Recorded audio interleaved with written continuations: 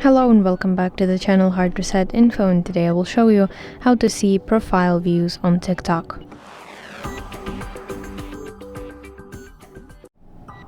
Open TikTok on your device and then go to your profile at the bottom side of the screen, and if you want to review the people who viewed your profile, you need to go to viewer history. This is the shoes icon in the top right corner of your screen, and if you have it disabled, you will see this page where TikTok will ask you if you want to turn on viewer history, and of course I want to turn it on.